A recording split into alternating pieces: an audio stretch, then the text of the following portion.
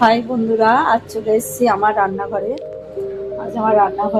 আজ রান্না করব কচু, মান কচু। তার সঙ্গে আছে মান কচুর সঙ্গে আছে চিংড়ি মাছ। মান কচু দিয়ে চিংড়ি মাছ দিয়ে করব। মশলা নিয়ে নিয়েছি আমি তেলের ওপরে দেওয়ার জন্য জিরে, তেজপাতা, একটা শুকনো লঙ্কা। মশলার জন্য নিয়ে নিয়েছি আদা, রসুন, কাঁচা লঙ্কা, পেঁয়াজ ও একটা গরম মশলা, উত্তম গরম মশলা লাস্টে দিয়ে দেবো।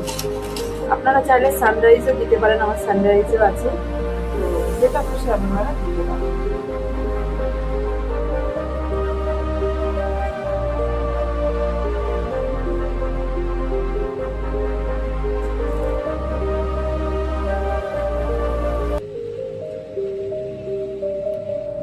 দেখুন, কচুটা একটু মোটা করে ছালটা ফেলে দেবো, গায়ে খুব মোটা করে ফেলবো।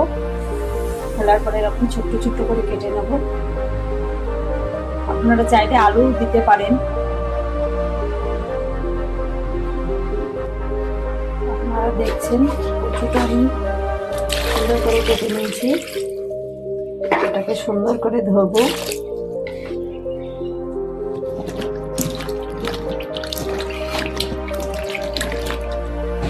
দেখুন, কচুটা একটু ভাপিয়ে নেবো, তার জন্য আমি গরম জল বসিয়েছি। গরম জলে হালকা লবণ দিয়ে দেবো। জলটা গরম হয়ে গেছে, কচু বা আলু দিয়ে দেবো, হালকা ভাপিয়ে নেব।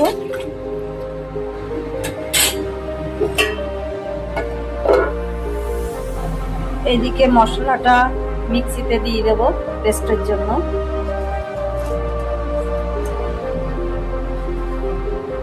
কিছু গোটা ধনে দিয়ে দেবো। মশলাটা পেস্ট করে নেব। চিংড়ি মাছটা হালকা লবণ ও হলুদ দিয়ে ভালো করে মাখিয়ে নেব। আমার কচুটা হালকা, দেখুন হালকা সিদ্ধ হয়ে গেছে। এটাকে নামিয়ে নেব। খালি কড়া বসিয়ে দিয়েছি, হালকা তেলে চিংড়ি মাছগুলো হালকা করে ভাজা করে নেব, ফ্রাই করে নেব। এদিকে দেখুন, কচুর জলটাকে আমি ফেলে দিয়ে একটা সাজিতে ঢেলে নিয়েছি, যাতে কচুর জলটা নিচে পড়ে যায়। দেখে নিন ভালো করে। চিংড়ি মাছটা এদিকে হচ্ছে, হালকা ফ্রাই করবো।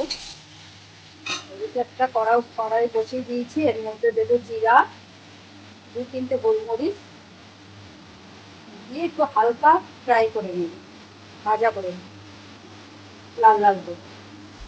একটু ধনেও দেবো যাতে সুগন্ধটা ভালো আসে।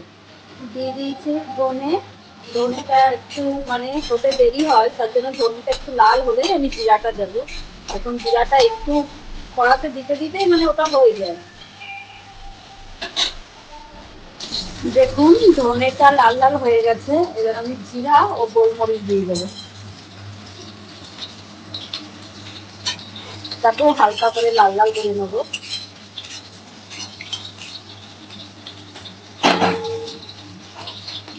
এদিকে চিংড়ি মাছ রেডি। একে একে মশলাটা দিয়ে দেবো। শুকনো লঙ্কা দেবো, তেজপাতা দেবো তেলের উপরে, এবং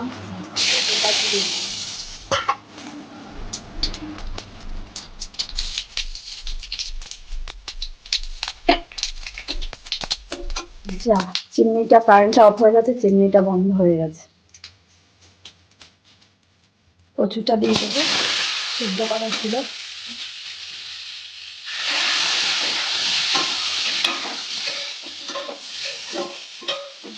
পরিমাণ মতো লবণ ও হলুদ দিয়ে দেবো। মশলাটা দিয়ে দেবো।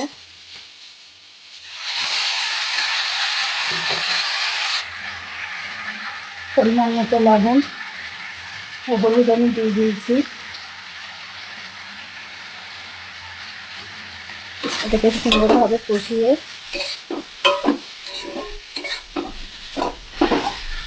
কষিয়ে নেব। দেখুন আমার কষানো প্রায় হয়ে গেছে। আপনারা চাইলে যারা একটু তেলের পরিমাণ বেশি খান দিতে পারেন। আমার বাড়িতে তো তেল মশলা চলে না, আমি হালকা তেলে রান্না করছি। আপনারা একটু গরম জল বসিয়ে নেবেন, তার কারণ কচুটা হচ্ছে, যদি আপনারা এই কষানো কচুতে যদি ঠান্ডা জল দেন না, কচুটা পুরো শক্ত হয়ে যাবে। তো ঠান্ডা জল দেবেন না, হালকা জলটা গরম করে নেবেন। আমার জলটা গরম হয়ে গেছে, গরম জলটা আমি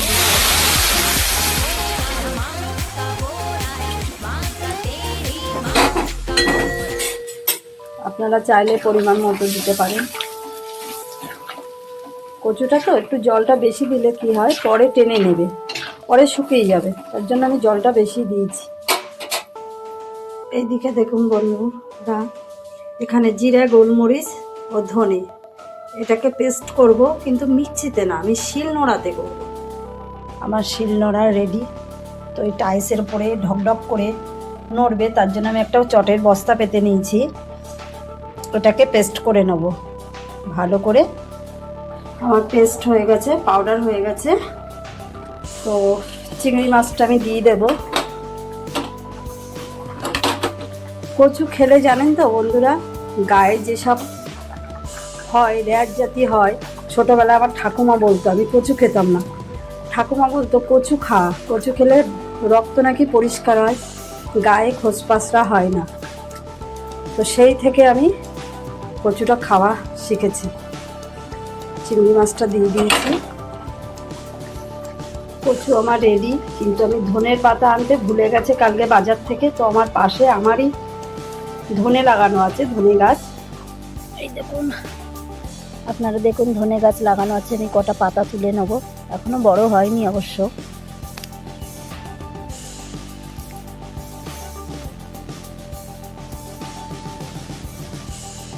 দেখুন আমার হয়ে গেছে রান্নাটা, প্রায় প্রায় কি শেষের মুখে।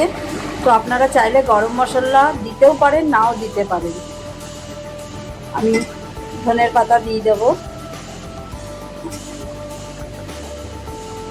এবার হালকা যে পেস্ট করেছিলাম সেই মশলাটা, যেটা পাউডার বানানো হয়েছিল, আমার এখানেই কচুর সবজি রেডি। তো আপনাদের ভালো লাগলে কমেন্টে অবশ্যই জানান। বাড়িতে গেলে দেখুন পুরোপুরি রেডি। কচুটা যখন নামাবেন একটু ঝোল রাখবেন, তার কারণ ঠান্ডা যত হবে না, তত ঝোলটা গাঢ় হয়ে যাবে।